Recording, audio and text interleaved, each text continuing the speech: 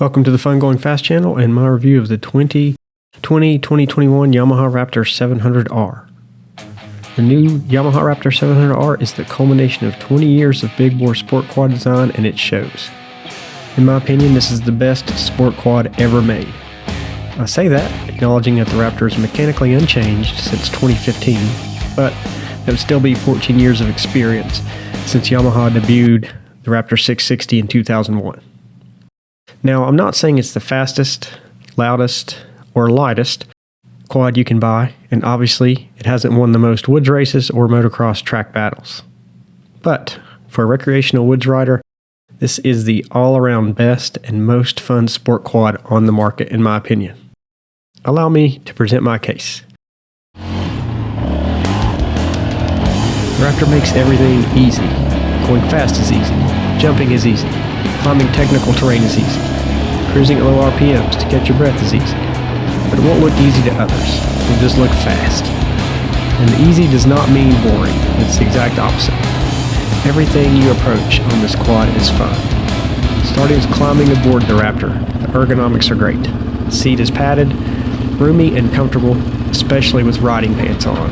The handlebars, once adjusted, sit perfectly. Add some ODI locking grips and you're dialed in. Fire up the engine and notice how smooth it is at idle.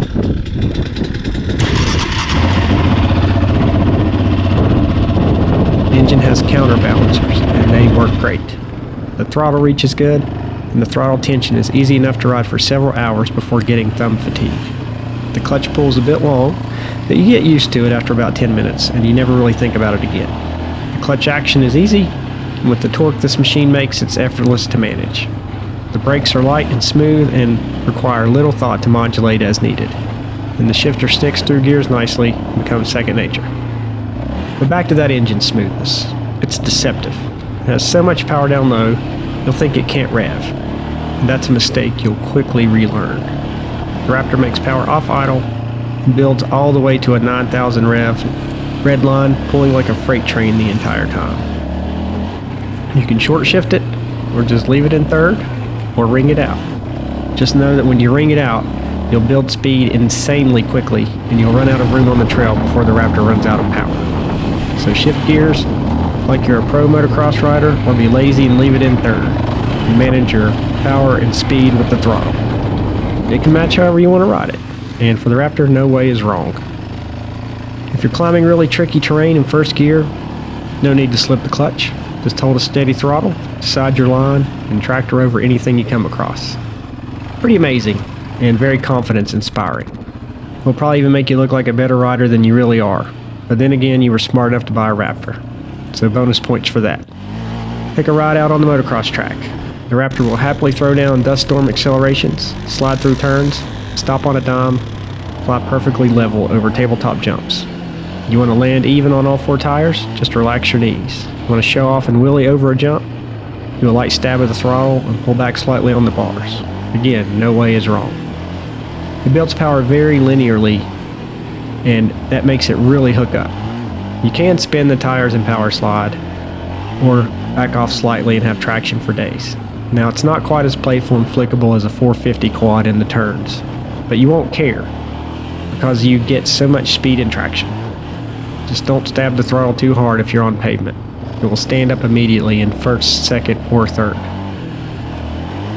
The smoothness continues with the suspension. It soaks up whatever you throw at it, whether it's trail trash, large rocks and whoops, or jumps.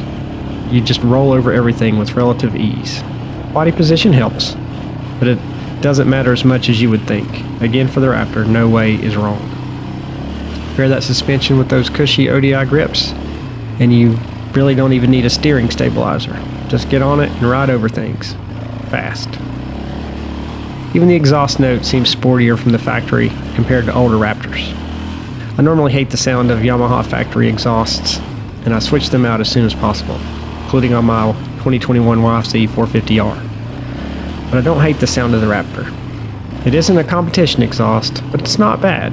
It has a nice throaty rumble. It also doesn't make your ears bleed if you don't have your helmet on. It just sounds smooth and sporty. It reminds me of a well-tuned V8 sports car. And regarding popular mods like the big three, the exhaust, fuel controller, and open lid air filter, before spending any money, I recommend riding it with no mods for a bit just to see how you like it. Enjoy and appreciate what the Raptor can do from the factory, and then make changes as you see fit.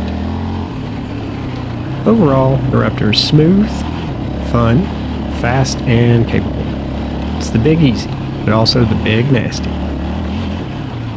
All rolled up into one quad. That makes it so there is no wrong way to ride it. If you love fast woods riding, sell your 450 race quad, sell your Can-Am Renegade or Polaris Scrambler, get some good safety gear, and go buy a Raptor 700R.